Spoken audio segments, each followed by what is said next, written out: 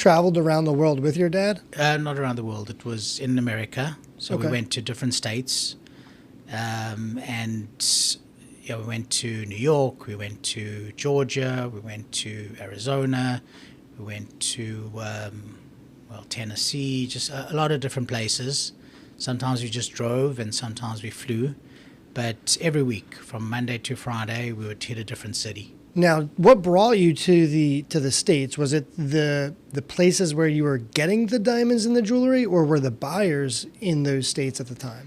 Well, my dad had a business in the United States since around 1990. And he had an office in New York on 47th Street. Okay. And he had clients that were buying from him in America, but it was a small business. He wasn't doing a lot of business. But in 1995, in South Africa, in Johannesburg, it was actually very dangerous. So my dad told all the family, I've got 5 brothers and sisters. He said to us, this time next year we're leaving. We're moving to Florida. And all of us were like, oh my God, that's amazing. And so he brought us to Florida. And I was only a couple of years in the business. And then we started traveling. I started traveling with him every week. And that's how we began. Wow. And then let's fast forward now, moving into, so that was the root business that kind of set your foot into the jewelry industry. No, not really. We were only selling loose diamonds at that time. Okay. And so when we would go to a jeweler or a dealer, we'd have big parcels. It's called a diamond parcel or a brief. And we could have 100 carats of little diamonds in there, or we could have 50 carats of bigger diamonds in there. And we'd just sell the parcels. We'd sell half the parcel, the whole parcel. And if the jeweler or the dealer bought it, then they would make the jewelry with it. Oh, wow, okay. But then as time went by, at this time we had an office in Miami, in the Siebel building.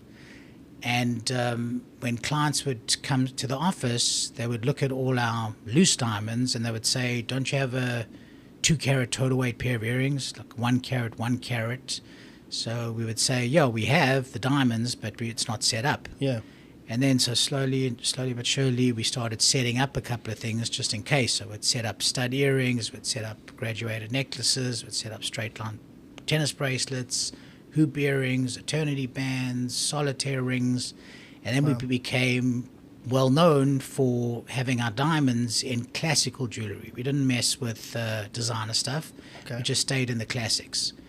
And our business boomed because when we'd go to the jewelers, it was so easy for them because they saw how it looked face up. Yeah. And all they had to do was buy it from us. We'd give them some terms. We'd give them like 30 to 90 days to pay. And it was easy for them to sell. All they had to do is just price it and then put it in the showcase. So for everybody that's not in the industry, you're basically the jeweler for jewelers.